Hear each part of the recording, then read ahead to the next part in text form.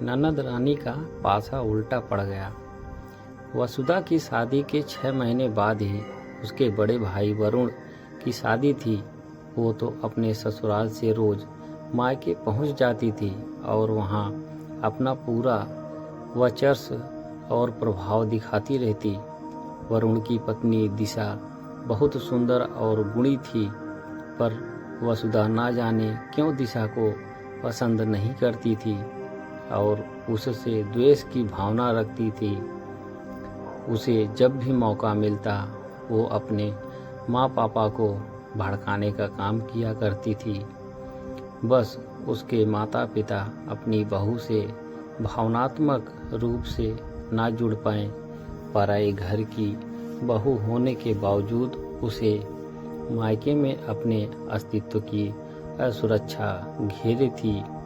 हालांकि मालाजी और हरीश जी को कभी ऐसा महसूस नहीं हुआ कि उनकी बहू लापरवाह या लालची है, पर वसुधा कोई एक मौका नहीं छोड़ती।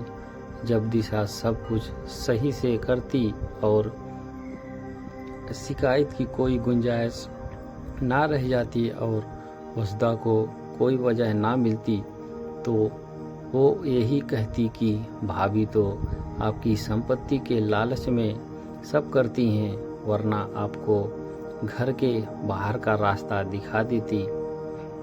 लगातार एक ही जगह चोट करने से निशान तो पड़ ही जाता है, फिर वो नहीं भी होता है तो भी दिखाई देने लगता है।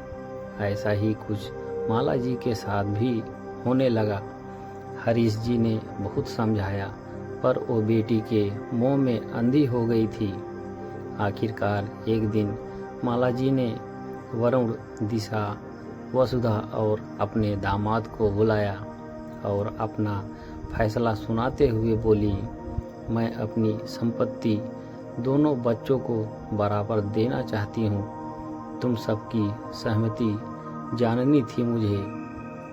वरुण अवाक रह गया, क्योंकि उसको तो पता ही नहीं था कि घर में चल क्या रहा है, और वसुधा खुशी के मारे फूल कुप्पा हुई जा रही थी। माला जी की निगाहें सिर्फ अपनी बहू की तरफ थी, जो विष का बीज बेटी ने दिमाग में बोया था। उसके असर के फलस्वरूप वो अपनी बहू में लालच के स्तर को तौल रही थी। तभी दिशा बोली, ठीक है माँ जी, आपका फैसला बिल्कुल सही है। आखिर दोनों बच्चों के जन्म में आपने बराबर तकलीफ सही, पर हमारा जितना हक आपकी संपत्ति पे होगा उतनी ही बराबरी का हक आपके प्रति जिम्मेदारी का भी होगा। दीदी को आपकी वरुण के बराबर ही सेवा करनी होगी। फिर अपने को लड़की बताकर अपनी मजबूरियां नहीं गिना सकती है ये। मुझे आपका ये फैसला खुशी खुशी स्वीकार है, पर आप दीदी से ये भी स्पष्ट कर लीजिए कि इन्हें अपनी जिम्मेदारियों को उठाने में कोई तकलीफ तो नहीं होगी। ऐसा तो नहीं होगा कि संपत्ति लेकर आपको भूल जाएं और मुझे और वरुण को ये याद दिलाएं कि माता पिता की जिम्मेदारी बड़े बहू की होगी। माला जी मन ही मन सोच रही थी कि दिशा तो बिना कुछ आनाकानी किए आसानी से मान गई। तभी माला जी का दामाद बोल पड़ा, अरे दिशा, जिसने अपने घर में अपनी जिम्मेदारी ना महसूस की हो तो वो दूसरों के घर आकर क्या जिम्मेदारी निभाएगी। इसने आज तक ना मेरे माता पिता की इज्जत की, ना उनके प्रति अपना कोई फर्ज निभाया। मेरी बहनों ने इसके आने के बाद अपना मायका छोड़ दिया। ये क्या समझेगी कि जिम्मेदारी क्या होती है। माला जी आवाक रह गई, क्योंकि उनके दामाद एक गंभीर व्यक्ति थे। कभी उन्होंने वसुधा की कोई बात या शिकायत नहीं कही थी और आज उनके अंदर का गुफार बाहर आया था। इतना कहकर वो उठ के खड़े हो गए और हरीश जी से विनम्रता से बोले, माफ़ करिएगा पापा जी, आपके बुलाने पर मैं आ गया, पर अगर मुझे पता होता कि यहाँ ये सब चल रहा है तो मैं बिल्कुल नहीं आता। पूछिए अपनी लाडली बेटी से कि जो ये यहाँ करवा रही है, अगर यही मेरे घर में हो तो ये बर्दाश्त कर लेगी क्या?